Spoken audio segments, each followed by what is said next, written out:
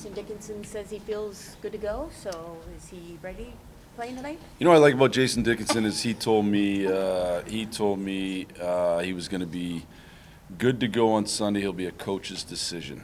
I thought that was a great veteran way to put it. So, yeah, he'll be in our lineup tonight. Just the boost that he gives overall, but especially defensively for you guys. Yeah, I mean, I'd start with the fact he's been out for a little while, so it's going to be, he's going to have to work himself back into, it just continues to get faster and faster out there, and obviously, where he's coming into play the best team in the NHL right now. So, but when he's going at his best, he just gives us a lot of great minutes. I think it's really important to be able to go out and win shifts, but you also sometimes you got to be able to go out and tie shifts, especially against the other team's best, and a lot of shifts come down to that, and I've talked about the growth of this team is all about the maturity of our team and the maturity of the individual players, and he has a mature game, and so I think when you add those guys in, you become a more mature team in a hurry. So. Excited to have him back in. Left shot, face-off guy, PK guy, so it'll be good to have him back in. You've had some games with 11 forwards that you've lost one to injury.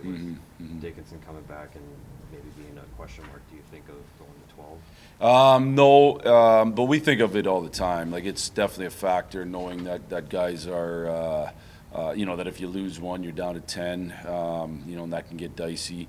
Obviously, it happened the other night against Seattle, but I don't think he's a question mark. If I did, I wouldn't have him in. So if I thought there was any concern about him coming out, he probably wouldn't be in the lineup. We've kind of, I would say we've been very patient with him coming back here because we want to make sure when he comes in, he's not going to go back out. Does that mean he's not going to get hurt? No. Does that mean somebody else isn't going to get hurt? No. But, that's a risky run with 11 no matter what. We still think it's the best setup for our team. How is Burakovsky feeling? Good. I saw him yesterday at Fifth Third, and he looked good. So I don't know the timeline exactly, but I don't think it's. You never know, but I think he looked like he was in a good spot. What were your takeaways when you reviewed Friday's game? You have some games where just it just isn't your night. I would say this. I'd say from a learning curve or learning kind of process for our hockey team, there's going to be nights where it just, it's not going your way.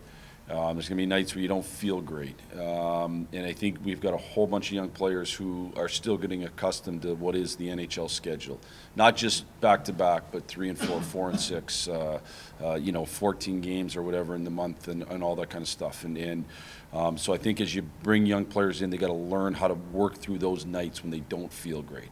And I was talking to another guy yesterday, and it's a learned process. And he told me I used to be really bad at that, where when you don't have maybe your best stuff, you still have to kind of think the game and make sure you're not compounding mistakes by chasing mistakes and things like that. So there's a learned process from that. The other thing I would say in the condensed schedule is we hadn't practiced a lot, and you start to lose some structure stuff. So we had a meeting a little bit on some of our different structural stuff. We practiced a little bit of D-zone today because you start to lose that when you don't get to instill those habits in practice, and then you really feel it on the nights when you don't have it. Like when you're jumping and you're on the pucks and you're on all that stuff, you don't feel your loss in structure because you have the puck a lot. But when you're not and they're out jumping you, they're winning the loose pucks, they're doing all those things, now you got to rely on your structure, and our structure wasn't good enough, wasn't there the other night.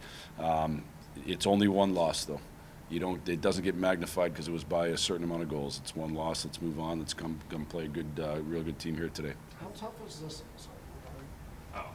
Is there a specific part of the structure that you felt like was slipping that you re-emphasized? Well, like I said, we went out and kind of did a little D-zone drill today. You can't get it all cured in one. I probably covered more areas than I normally would. Usually in a meeting, I'd cover one structural area. I covered 3.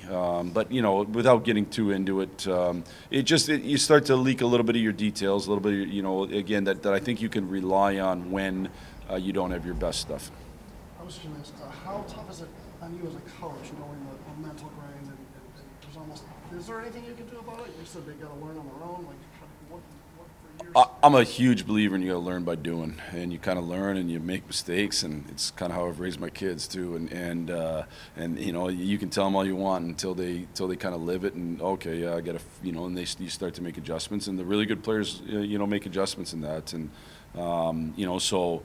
It's just a part of the process. Again, like I had Henrik Zetterberg, my first couple years as a head coach, had him as an assistant as well. And Henrik, we used to say all the time, some nights, some shifts, you just got to go out and tell your shift. You just got to be okay with it not happening. You can't force it. And I thought there was times the other night where we tried to forced it to happen, or again, maybe chase mistakes a little bit. So it was a bad night. You have bad nights. It's part of life, and it's how you react to them. We got to move on.